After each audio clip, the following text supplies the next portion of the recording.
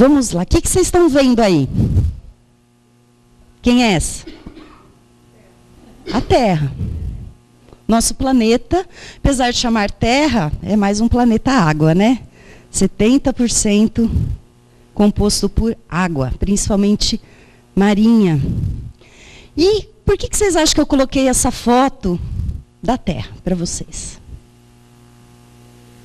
O que ela tem de comum para todos os seres vivos? O que ela é para todos os seres vivos? Então, principalmente no nosso país, né? Brasil, riquíssimo.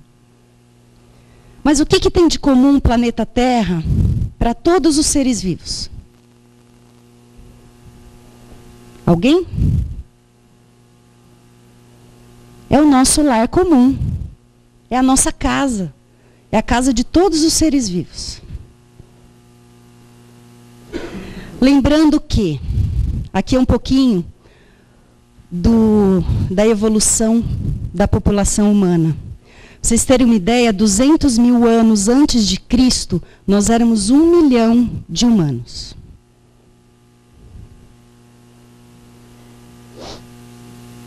Em 1804, éramos 1 bilhão de seres humanos. 1974, olha só o tempo, já éramos 4 bilhões. E a perspectiva em 2020, chegarmos a quase 9 bilhões. Hoje somos 7 bilhões de seres humanos. Vivendo nesse lar comum, onde oferece todos os nossos recursos naturais. Então, são 7 bilhões de pessoas consumindo os recursos naturais 24 horas por dia. E aí, vocês concordam o que muitos cientistas, mídia, falam? Que nós estamos numa crise global? Seja de mudanças climáticas, social, violência. Não é verdade? Guerras. Fenômenos que dizem serem naturais, alguns são, mas muitos são consequência, né, hipóteses de serem consequências da ação do homem neste planeta, nessa nossa casa. E eu trouxe aqui um pouquinho para vocês, todo mundo já ouviu falar? Só para eu conhecer um pouquinho o perfil de vocês. Quem é educador, professor que está aqui? Levanta a mão, por favor. Legal. Alguém que atua nessa área ambiental? Não? Quem está tendo contato a primeira vez com essa temática, sustentabilidade, educação ambiental? Levanta a mão, por favor. Não? Então, são pessoas já ou em contato com a área, ou que têm interesse, ou atuam na área, certo? Então, eu trouxe aqui um pouquinho para vocês a conclusão da Rio 92, a famosa Eco 92. Todo mundo conhece? Esse autor, Genebaldo Freire Dias, de Brasília, ele afirma: o modelo de desenvolvimento, entre aspas, né? Desculpa aí, perdão. Ele gera, ele produz a exclusão social que a gente conhece e o consumismo, que é tão fomentado hoje em dia por empresas, por mídia, o tempo inteiro, não é? Hoje tem um discurso que a gente só vai se desenvolver se aumentar o consumo, a produção. Será que é verdade? Eu não vim aqui para afirmar nada, talvez para a gente refletir junto sobre essa nossa realidade. E aí o que acontece? Essa exclusão social que todo mundo conhece, em qualquer cidade, seja pequena ou uma cidade grande. A miséria, a fome. Será que isso tem relação com o nosso modelo de desenvolvimento?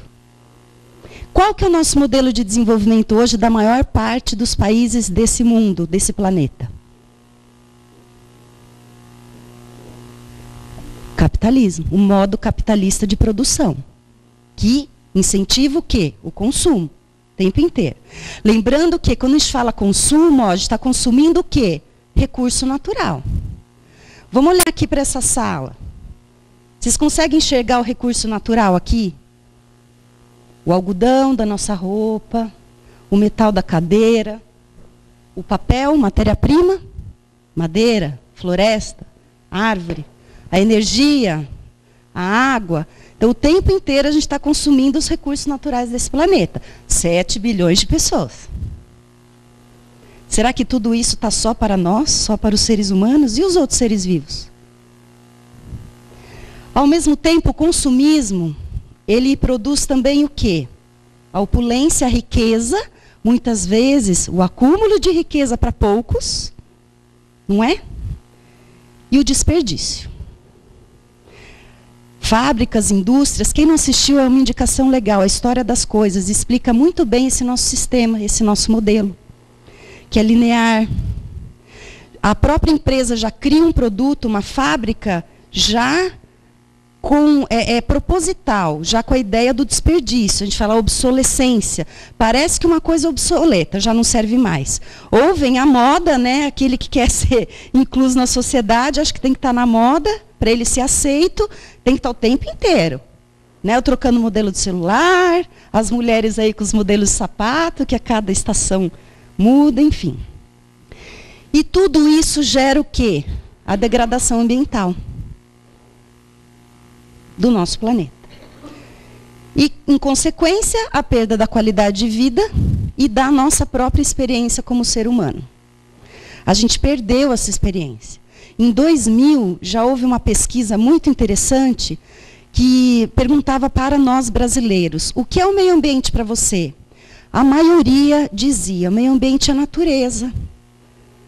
São os animais e a floresta. As pessoas não se sentem mais associadas ao meio. Para eles a natureza está lá e nós estamos aqui. Só que, como eu falei, se a gente olhar em volta, a natureza, o recurso natural está em torno de nós, em qualquer lugar. Gente, vocês podem interromper a qualquer momento, tá? Eu coloquei aqui essa imagem interessante, né, que lembra a bandeira do Brasil, porque nós somos muito ricos. O Brasil é o campeão em biodiversidade, é o campeão em recursos hídricos. Então, a nossa responsabilidade é muito grande. Né? A Mata Atlântica, por metro quadrado, tem uma biodiversidade incrível. Né? O Cerrado, existe uma importância medicinal importantíssima. Até hoje, há mais de 4 décadas, o medicamento usado para combater problemas de pressão foi extraído de uma serpente do nosso cerrado. E quanta coisa por aí que já está se extinguindo, são milhares de seres vivos, desde aquele microscópio, que a gente não enxerga, fungos, bactérias, né, o que é o animal e a planta é mais fácil. Mas são milhares sendo extintos todos os dias, por conta disso que a gente está falando agora, desse modelo que a gente segue, que a gente aceita, sem antes a gente ter conhecido a importância desse ser vivo, que tem o mesmo direito de viver como nós, certo? Muitos pensam que tudo está aqui para a disposição do homem. Isso é uma visão que, como a gente fala na educação ambiental, antropocêntrica, como o homem, o centro de tudo. Será? O homem surgiu aqui nesse planeta no fim. No finalzinho, o planeta, as teorias, né, que já comprovaram, tem 4,6 bilhões de anos, é a idade do nosso planeta. Se a gente colocar o surgimento da Terra, da crosta terrestre, os animais, o homem, em 24 horas, o homem apareceu aí na última hora. Né? E aí, entramos na educação ambiental. Né? Eu trouxe aqui um pouquinho de conceitos, né, que eu acho importante, porque é a partir desses conceitos que a gente elaborou o nosso projeto. Então, a educação ambiental é um instrumento de formação de uma nova consciência. Né? Primeiro, a gente parar para pensar o que está acontecendo à nossa volta. E que somos responsáveis por isso. Todos os setores, não é só o governo, não. Né? O setor privado e a sociedade civil também é responsável. Então, o despertar de uma nova consciência através do conhecimento, olha lá o estudo, quem teve ontem na palestra do André à noite, ele falou muito. Primeiro a gente precisa estudar, buscar conhecimento. E a reflexão sobre a nossa realidade ambiental. busca a educação ambiental o desenvolvimento de atitudes e condutas que favoreçam o exercício da cidadania, a conservação do meio ambiente, a promoção da saúde e o bem-estar de todas as populações. Populações de seres humanos e outros seres vivos. Né?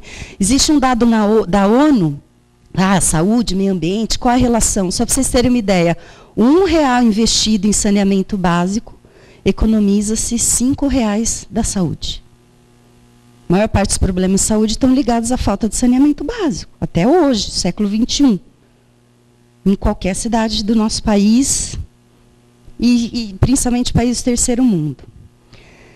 Não quero prolongar muito, mas eu achei importante trazer aqui para vocês um breve histórico da educação ambiental. Olha já quanto tempo a gente está alertando e vários cientistas, pesquisadores falando sobre isso. A Raquel, essa autora, em 1962, publicou o livro Primavera Silenciosa. Esse livro já alertava sobre o uso dos pesticidas.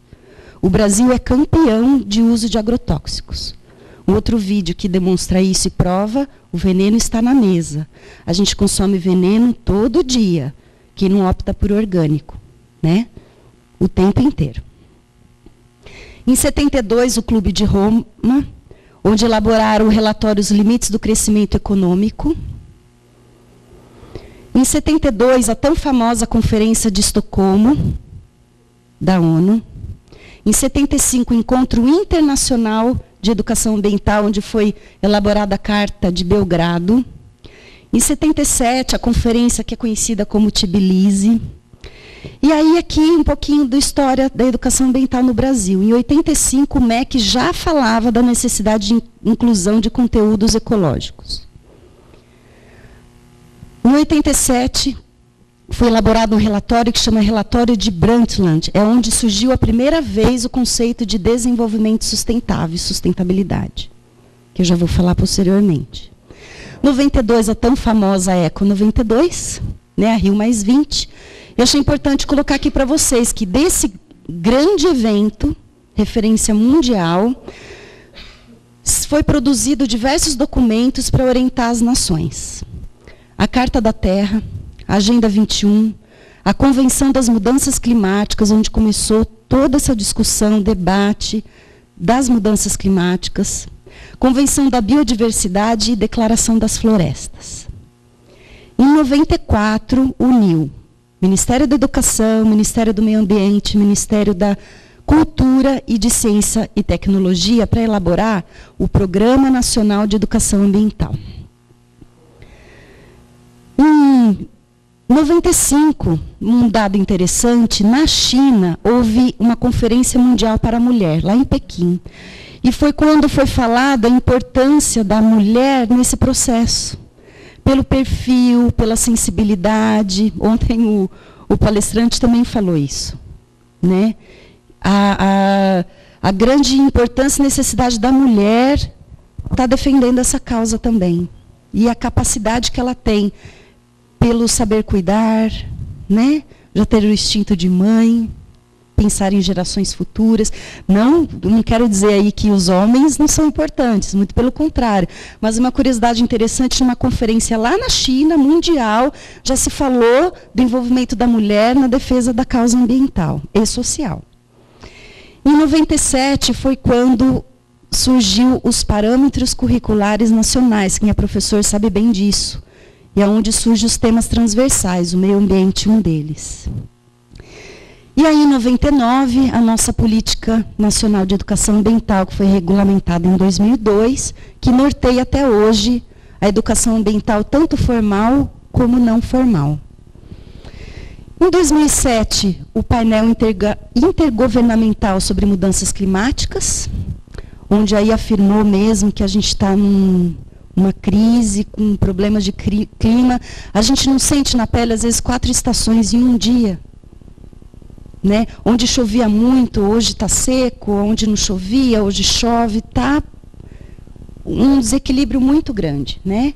Em 2012, a Rio+20, mais recente, né? 20 anos após a Eco 92. Lembra quando eu falei ali que em 87, naquele relatório, foi onde a primeira vez o conceito de desenvolvimento sustentável apareceu, dizendo que é o desenvolvimento que satisfaz as necessidades presentes sem comprometer a capacidade das gerações futuras de suprir suas próprias necessidades. Pensando nesse modelo de desenvolvimento, que gera exclusão social, que fomenta o consumo, vocês acham que nós somos sustentáveis? As 7 bilhões de pessoas? Será que existe alguma empresa, alguma cidade, algum governo, algum país sustentável realmente? Está aí uma pergunta. E aí se fala do tripé, né, tão falado. Só é uma sociedade sustentável quando dá a mesma importância à dimensão econômica, como para a social, como para a ambiental. Hoje esse modelo aí capitalista, dessas dimensões, qual que é priorizada? Econômico. E aí a consequência? No ambiente e no social. Não é verdade? E será que está dando certo até esse modelo focado no econômico? Países, gente, Estados Unidos, Europa, que a gente vê, imagina, com problemas econômicos seríssimos. Então, nem justifica a gente continuar seguindo esse modelo, porque isso também já está fracassado. Aí muitas pessoas perguntam, mas isso depende dos tomadores de decisão, os poderosos. Espera aí, responsabilidade é dos 3 setores. Quem é que coloca os tomadores de decisão no poder? Somos nós. Então está na hora da gente colocar a responsabilidade para nós. E aí o que pretende a educação ambiental? Né? Desenvolver o conhecimento, a compreensão, para termos habilidades e motivação. Para quê? Para a gente fazer algo, né? Adquirindo valores, mentalidades e atitudes. Quando a gente fala questão ambiental e social, requer mudança de valores. Hoje, a gente vê o valor material, o dinheiro, como um fim, não como um meio. Não é? Que valor é esse? Individualismo, cada vez mais aumentando. Enfim. Por que há necessidade da gente adquirir conhecimento, para termos novos valores, para lidar com essas questões e esses problemas ambientais? Para que a gente encontre soluções que buscam a sustentabilidade. Lembrando que, quando fala educação ambiental, hoje ela é muito chamada também como educação para a sustentabilidade. Exatamente por isso, o ambiente foca só, né, aquela visão fragmentada, só a questão ambiental. Sustentabilidade já é uma visão mais complexa desse tripé, social, econômico e ambiental. Porém, existem outras dimensões que a gente precisa compreender, que está intimamente ligado e interdependente. Né? Aqui eu trouxe para vocês questões políticas, isso envolve ética, ciência e tecnologia e fatores culturais também, de cada povo, de cada cidadão. A Política Nacional de Educação Ambiental de 99, ela trouxe a educação ambiental como processos, olha lá, não é uma coisa de hoje para amanhã, é um processo, um conjunto de procedimentos, né, por meio dos quais o indivíduo e a coletividade constroem valores sociais, conhecimentos, essas habilidades, essas atitudes e competências, para quê? Para a conservação do meio ambiente, para o bem de uso comum do povo, que é essencial, né, a nossa qualidade de vida e a sustentabilidade tão falada. Eu esqueci de falar, depois quem quiser a apresentação, à vontade, tá? Nem se preocupe em anotar, nada, que depois vocês podem pegar. Seguindo esses princípios da política de educação ambiental, foi essa ideia da gente ter elaborado o nosso projeto. O que é uma visão holística, humanista, democrática e participativa. A gente com foco no meio ambiente em sua totalidade, né? A gente lembrando toda essa interdependência dessas dimensões que eu acabei de falar. Com pluralismo de ideias e concepções pedagógicas diferentes, multidisciplinaridade envolvendo diversas disciplinas, a Inter integrando as disciplinas e colocando esse tema ambiental de uma forma transversal, né, que percorre todas as disciplinas. A vinculação entre a ética, a educação, o trabalho e as práticas sociais. A educação ambiental é importante, a gente tem uma garantia de continuidade, de permanência do processo. Deve haver uma abordagem articulada, isso tudo consta na política, tá? Ela é muito grande, eu só resumi para vocês. Questão local, regional, nacional e global. Né? Na Eco 92, a Agenda 21 fala muito, pensar globalmente, agir localmente. Né? Vocês já ouviram isso? Tem também o pensar localmente e agir globalmente também. Né? Tem essa outra visão. E o reconhecimento e o respeito à pluralidade e à diversidade individual e cultural. Então, por meio de projetos de educação ambiental, as pessoas podem analisar a realidade de uma forma mais crítica, buscando enxergar o que está certo e o que não está, e procurando meios para provocar mudanças, buscar soluções para aquilo que não está correto. Né? Esse é o entendimento que pode acontecer através das vivências de cada um e da relação e experiência com o outro, e com o meio. Né? Existem 3 grandes tendências da educação ambiental. Elas competem entre si, mas elas vivem juntas. Que a gente fala que a educação ambiental conservacionista, que é aquela que prioriza a conservação dos recursos naturais, as áreas protegidas, né, o estudo do meio, o ecoturismo, aquele contato direto com o meio natural. E que defende as unidades de conservação, áreas que devem ser intactas, e outras como parques nacionais, que tem um dos objetivos, além da conservação, lazer, turismo, a própria educação ambiental e a pesquisa científica. A gente tem educação ambiental pragmática, que é aquela mais comum, principalmente nas escolas. É aquela que é pontual, né?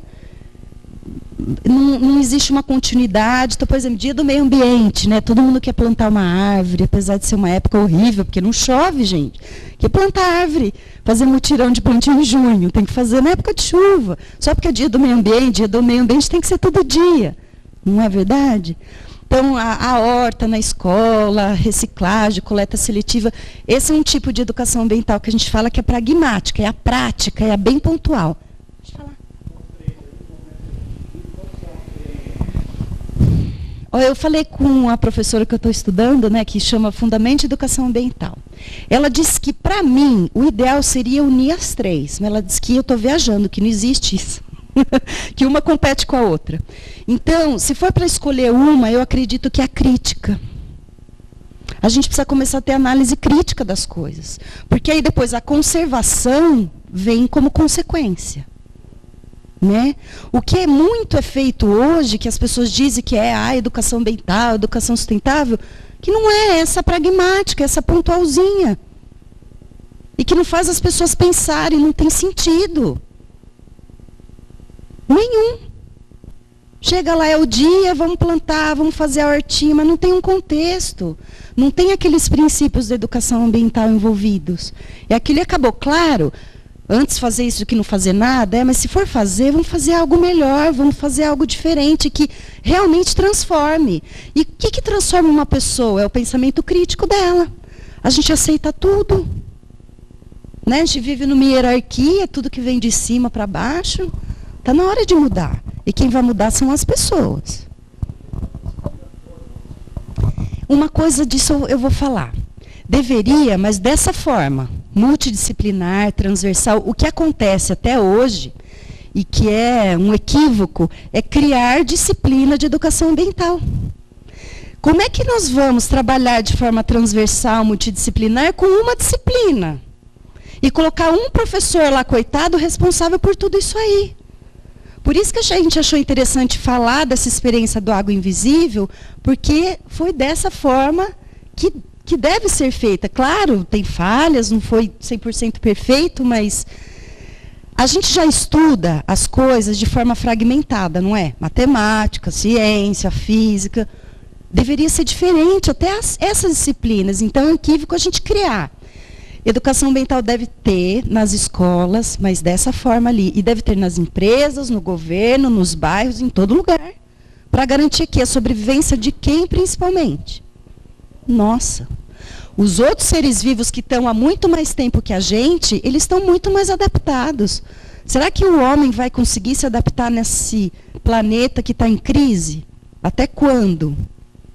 Eu fazendo biologia, eu sofria muito, gente, eu ficava angustiada. Ai, o que os animais que não sabem se defender, o que a gente está fazendo com eles? Sabe? Nossa, eu cheguei até a desacreditar do ser humano, até cair minha ficha. Falar, peraí, o maior ser vivo em risco, quem é? Nós. Os outros vão se virar. Não é verdade? E quem é que está dependendo de tudo? Claro, de forma errada. Às vezes o que era necessário, realmente necessário para a nossa sobrevivência, hoje virou supérfluo por conta desse modelo, desse consumo desenfreado. Né? Por isso o consumo é muito grande. Se a gente consumir só o que é realmente necessário, talvez seria diferente. Não é?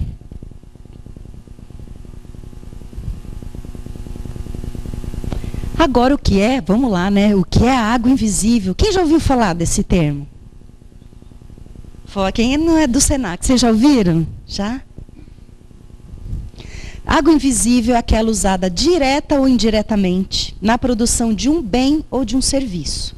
Tá, todo produto ou serviço usa a água em todo o seu processo produtivo, né? Desde a produção da matéria-prima até o consumo final ali na nossa prateleira. Gente, eu já ouvi criança, principalmente Mato Grosso do Sul ou capital de São Paulo, acha que o leite surge na caixinha. Né? Realmente, tem criança que nunca viu uma vaca. Hã? E a água da torneira, né? Então, olha lá o raciocínio, né? O pensamento crítico, ver o todo, o holístico, é isso que a gente está falando.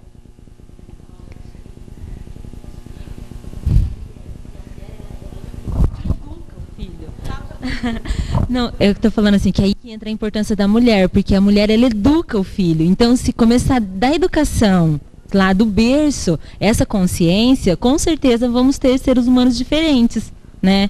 E não tem isso. Geralmente, a mãe não se preocupa de explicar isso para os filhos, né? Ou quem não é mãe, explicar para os afilhados, para os sobrinhos, né? Os irmãos menores, e aí por diante. Já se falaram de criança. Eu uma vez ouvi uma educadora falar que a melhor forma de não se fazer nada hoje é educar somente para o futuro.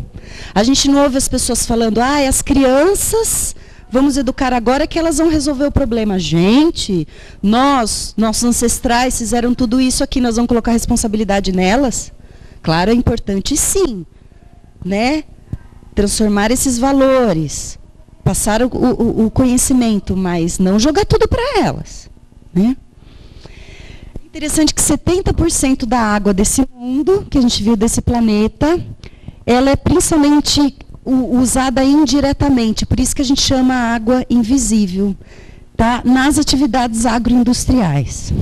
É muito comum a gente ouvir, quanto que consome numa descarga, né, na torneira aberta, quem escova o dente com a torneira aberta, mas que a gente está falando, o buraco é mais embaixo, né? De acordo com essa teoria, para vocês terem uma ideia, cafezinho aqui, ó, que a gente está tomando, uma xicrinha, sabe quanto de água invisível é necessário para produzir uma xicrinha de café? 140 litros de água para uma xicrinha. Mas como, ó, a gente está falando desde a matéria-prima, do processo produtivo, até o consumo final, a gente ir lá comprar na prateleira. A maioria é. É?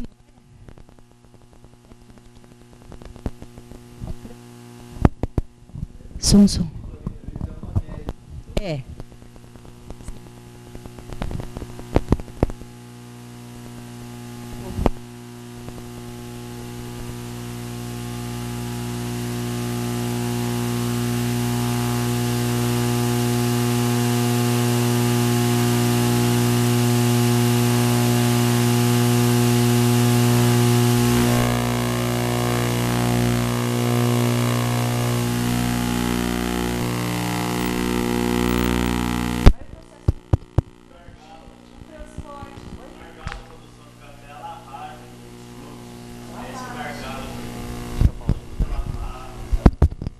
Obrigada. Nossa, o pessoal é especialista. Eu não sou especialista em produção de café, hein, pelo amor de Deus. Obrigado pela contribuição. Outros exemplos para vocês, tá? É média. Para 1 quilo de arroz, 2.500 litros de água invisível. 1 quilinho de carne de frango, 3.700 litros. Uma calça jeans, foi onde tudo começou a ideia desse projeto. 15.000 litros de água para uma calça jeans. Quantos litros a gente tem no nosso armário de água invisível, né? Então, assim, a ideia da água invisível não é só o produto em si, é toda a água carregada nela. Né? A soja que a gente exporta é toda a nossa água brasileira que é exportada junto com a soja. Né? 1 quilo de carne de vaca, 17.100 litros. E 1 quilo de manteiga, 18.000 litros. Assusta, né, gente?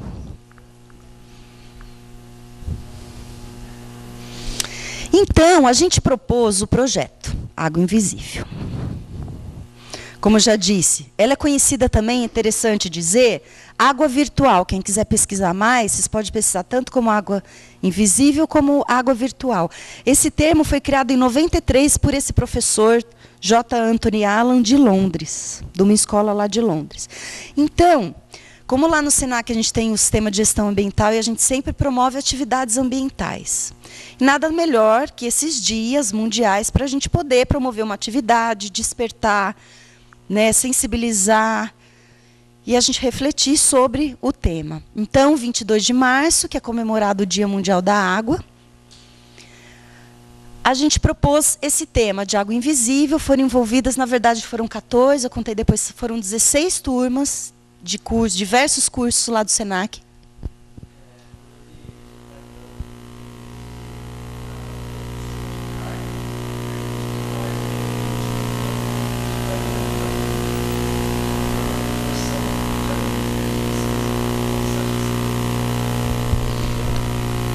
O ideal seria uma nutricionista te explicar bem isso, mas o que eu posso dizer?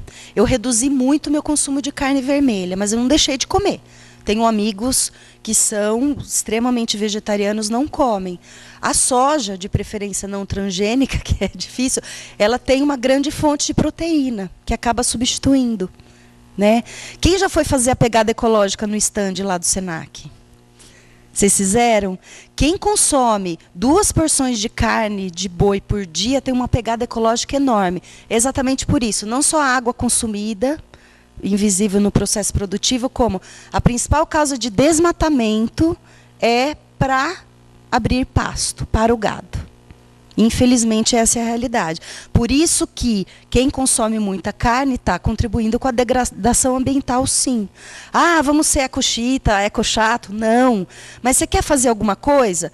Quem come, tem um monte de alunos que respondeu na pegada, come 2 porções por dia. Quer fazer alguma coisa? Come uma, não 2. Faça um dia da semana sem carne na sua vida. Você contribui para a sua saúde, porque já foi provado, saiu o ano passado, uma pesquisa de Harvard, em 20 anos estudaram pessoas lá nos Estados Unidos que comiam 80 gramas de carne vermelha por dia. Já comprovaram que isso dá N problemas de saúde, como câncer no intestino, hipertensão e aí por diante.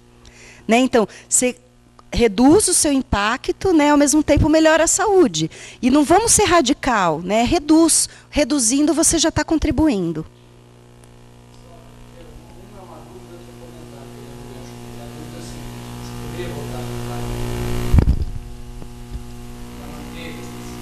Uhum. 18 mil litros. Manteiga vem do boi. Over. Depois da vaca. Foi 18 mil. 900 litros. Um é 17.100, outro é 18 mil. Tá. Uhum. Sim. Agora, outra coisa é o seguinte, as questões de lá, você vai falar do aqui, é uma dona brasileira, JBS. José Batista. O problema da carne, além do ambiental, nutricional, ela é quase um monopólio. Então, quem está ficando tomar dinheiro ao longo da cadeia, apenas a questão e do ponto de vista do pecuarista, ele vai comprar essa ração de 2 ou 3, vai comprar um vermífugo de 2 ou 3, ele também está preso, e o pequeno só pega mais. Isso, né? Por isso incentivo a agricultura familiar, super importante. Isso é uma forma da gente combater esses monopólios. E voltando aí, o nosso modelo de desenvolvimento, o acúmulo de riqueza de poucos. Fala, Márcia.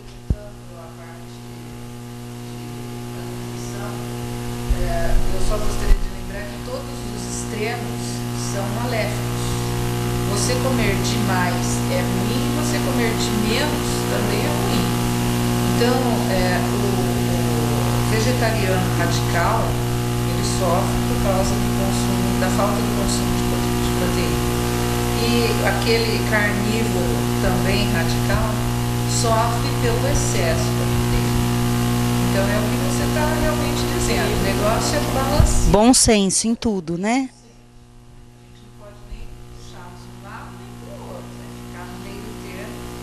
Consciência daquilo que está sendo eficaz para você ou não. Isso mesmo. A consciência crítica, de preferência. Mais alguém? Então, foi interessante, porque a gente apresentou o tema, a gente falou o conceito do que é água invisível e água virtual, e a gente propôs esse desafio para essas 16 turmas. 16 turmas de diversas áreas, vocês vão ver daqui a pouquinho. E a gente propôs que a própria turma escolhesse um objeto de pesquisa para trabalhar esse tema. Então, cada turma trabalhou de uma forma, dividiram em grupos, estudaram, pesquisaram diversos objetos de pesquisa e elegeram um para representar a sua turma. Com essa temática, a gente só deu a temática, água invisível, 15 dias, olha só, não precisou de tanto tempo assim, antes do Dia Mundial da Água. E o que foi importante, o gerente, é claro, né, da unidade, de ser favorável e apoiar, e o envolvimento dos professores, dos coordenadores, eles que eram multiplicadores da informação e motivavam os alunos a fazerem a pesquisa. Aí a gente propôs que, após a pesquisa das turmas, eles materializassem ela, através dos dados obtidos na pesquisa e uma imagem. Né? Convido depois vocês, vou estar demonstrando agora, mas alguns trabalhos estão expostos no nosso stand lá do SENAC. E houve um concurso e exposição desses resultados, lá mesmo na nossa unidade. A gente ofereceu esse exemplo como referencial teórico do Planeta Sustentável, que é um programa da editora Abril, que aí citava aqui um pouquinho, né? Outros dados aqui, para um ovinho, 3.340 litros de água invisível, 1 quilo de pão, 1.600, né? Um lençol de algodão, 10.600 litros. Então, a gente passou esse referencial teórico para eles, para nortearem a pesquisa das turmas. Aqui agora eu vou trazer já os resultados para vocês. Olha só, a turminha de técnico em administração escolheu papel moeda. Eles entraram em contato no Banco Central, na Casa da Moeda. Foi super interessante essa busca, né, dos dados pelos próprios alunos. Quando a gente fala autonomia, eles escolheram o objeto que eles iam pesquisar. Participativo, foi trabalho em grupo, eles buscaram informações, enquanto um fazia contato com as empresas, outro ficava na internet, outro ia para a biblioteca, e o outro, que tinha mais habilidade, fazia a materialização com a imagem. Então, aquela imagem, nesse caso, foi feita à mão por uma aluna que tinha habilidade com desenho, pintura, que representou o resultado da pesquisa deles, né? Então, qual a conclusão que eles chegaram? Cada quilo de papel moeda são utilizados 200 litros de água. Aí eles pesaram em balança de precisão uma nota de R$20. Escolheram uma nota de R$20, constataram que pesava 0,85 gramas e que cada nota consome 169 ml de água para sua produção. Turma de administração. Pouquinho, né? A gente brincava assim, falou, o pessoal lá, os professores, os alunos, a gente está economizando água, ninguém tem dinheiro. E ali, né, as notinhas de R$20 e representando, né, os 169 ml de água invisível para cada nota. Técnico em estética. Todo mundo sabe, o Senac é referência em curso de estética, né? A maioria mulher, acho que todos, 100% mulheres. Elas resolveram estudar a água invisível do lençol de tecido, né, de algodão, e o lençol descartável de papel. Então, elas fizeram a proporção em folha A4 do tamanho de um lençol e quanto do tamanho do papel. Chegaram à conclusão que o lençol de tecido são utilizados 10.600 litros de água. Cada lavagem são consumidos 13 litros de água. Aí eles fizeram a proporção de quantas lavagens até acabar o uso desse lençol. E fizeram também a comparação com a produção do lençol de papel, que são utilizados 180 litros. Como o lençol de papel é descartável e o de algodão você usa, eu lembro que são mais de 200 vezes lavando ele, chegaram à conclusão, olha que interessante, pesquisaram, fizeram cálculos matemáticos, relações de proporcionalidade, a multidisciplinariedade aí. E ainda surgiram alternativas e chegaram à conclusão que o lençol de pano é mais sustentável e econômico. Tem gente que fala, fez ação, acabou. O que mudou concretamente? Gente, incrível. As alunas, a coordenadora do curso, para os atendimentos que tem para o público em geral, não é usado mais lençol de papel, é usado lençol de algodão. E eles querem passar essa informação, esse dado, para todas as outras unidades do Senac do Estado de São Paulo. Para que mude realmente, né? Outra turma do técnico estético, a gente tem turma manhã e noite. Eles resolveram pesquisar o algodão. Chegaram à conclusão. Primeiro, eles tiveram que calcular quanto de algodão é usado numa limpeza de pele, né, em um atendimento de estética.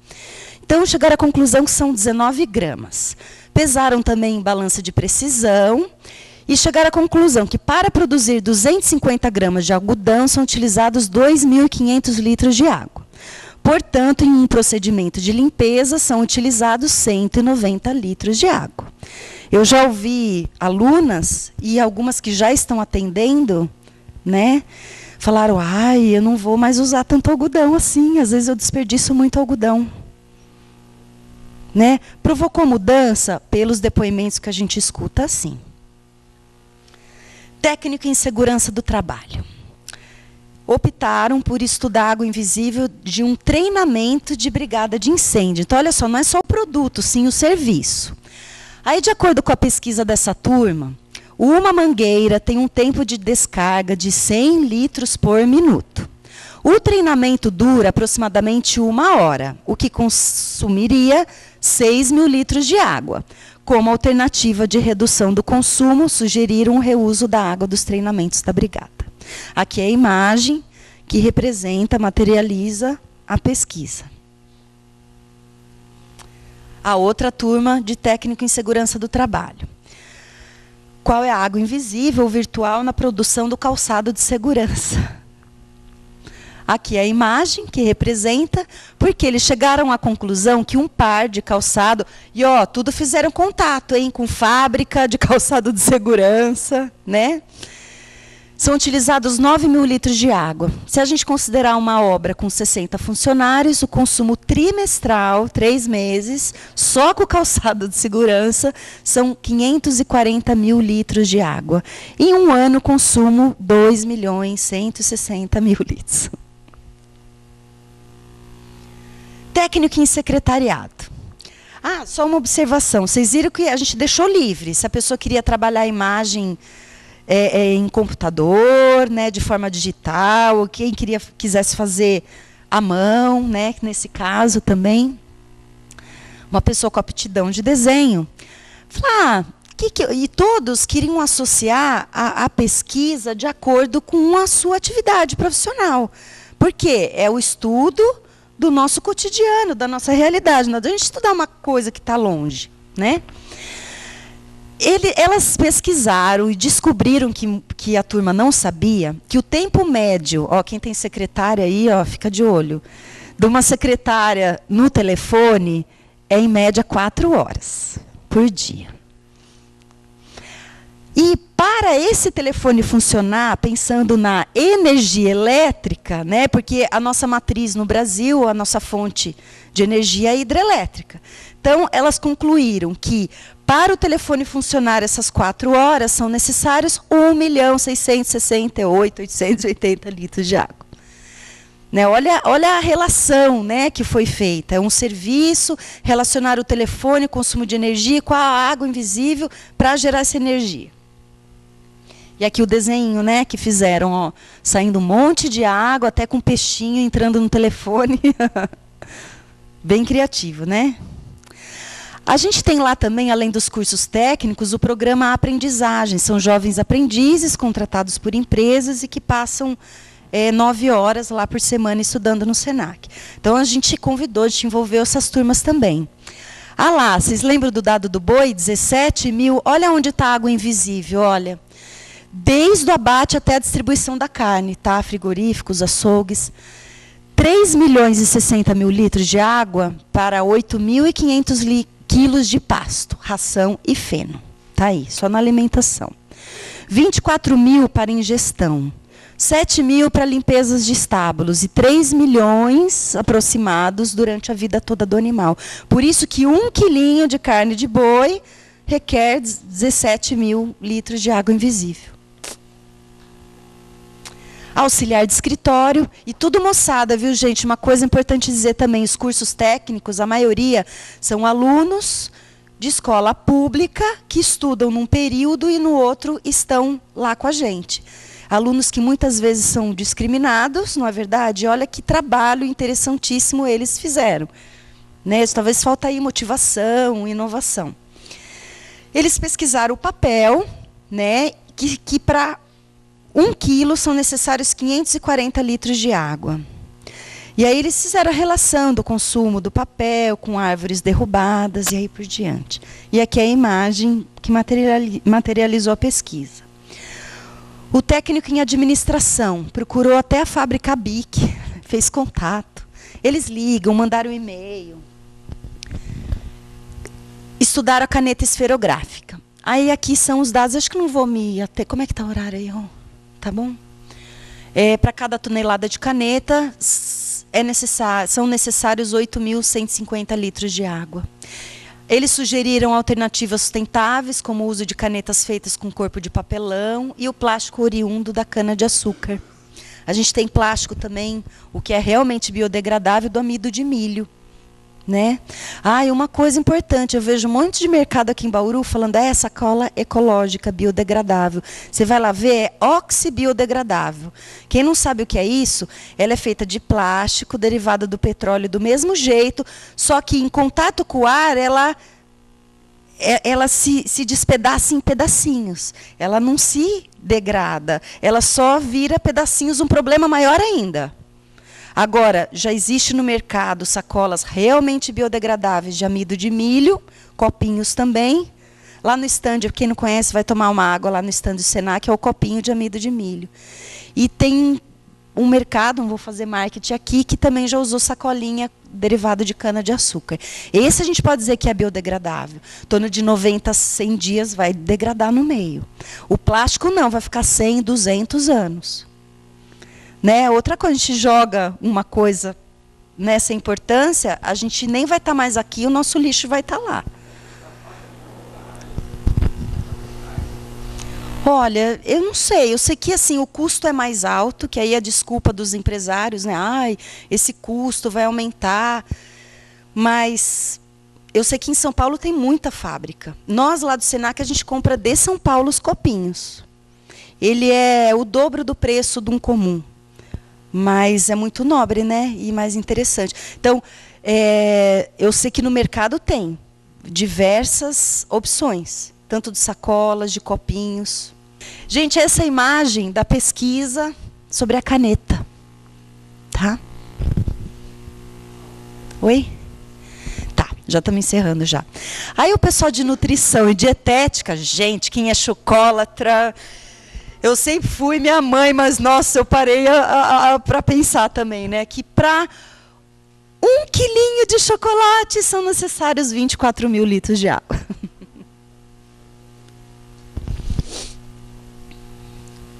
E tivemos outras, né? Técnico em podologia, pesquisaram o kit de aço inox que eles usam. Técnico de enfermagem, pesquisaram a água invisível do equipo de infusão.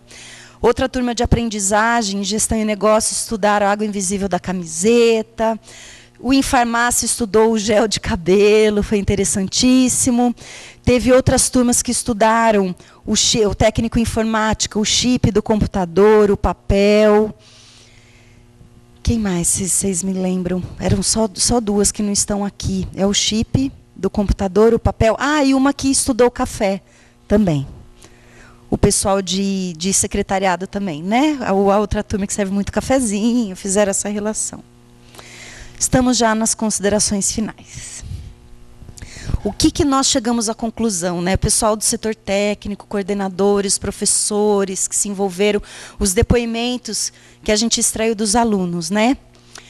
Que promoveu uma integração, a gente fomentou a autonomia dos alunos, né? Eles mesmos fazerem contato com as empresas, com as fábricas. A gente acredita que foi um projeto que a gente trouxe esse tema de forma transversal, envolveu diversas áreas de conhecimento, como aqui, né, demonstrei para vocês, parte da arte, na hora do desenho, a matemática, a ciência, português no momento de escrever os dados, né? A comunicação, a leitura, a escrita. Por quê? O pessoal pesquisou e no dia 22 de março, todas as turmas, manhã, tarde e noite, foram apresentar seus projetos no auditório. Então, eles tiveram a oportunidade de fazer uma apresentação do seu trabalho, uns para os outros. Isso foi uma experiência bem legal, onde os alunos ficaram com o microfone, apresentando os dados, fizeram a turminha dos R$20, pegaram notinhas falsas, é lógico, né, de R$20, começou a distribuir para a plateia, foi bem interessante. A gente socializou as informações e os resultados para outras turmas, para o público externo, o pessoal que passa lá pelo Senac, com a exposição dos banners, né, com os resultados. A gente percebeu uma motivação e envolvimento de todos os setores, porque para o concurso a gente precisou formar uma comissão julgadora, aí a gente convidou cada representante de todos os setores do Senac para fazer parte dessa comissão julgadora. Promoveu reflexões em sala de aula. Já acredita que isso ampliou a formação dos alunos, uma forma crítica. Eles interagiram com a sua realidade, uma forma dinâmica e com significado, né? E a gente pôde perceber nos resultados a busca de alternativas, né, alcançando a sustentabilidade e novos valores para as transformações das próprias atitudes deles. Então, concluímos que o projeto Água Invisível promoveu o estímulo e o fortalecimento de uma consciência crítica sobre a problemática ambiental e social. Houve um incentivo, né, de participação tanto individual como coletiva. E a gente estendeu, né, a defesa da qualidade ambiental como um valor inseparável ao exercício da cidadania. A gente fala tanto em cidadania, né? Será que somos realmente cidadãos? Será que a gente está defendendo as causas tão necessárias, né, atualmente? É isso. Obrigada.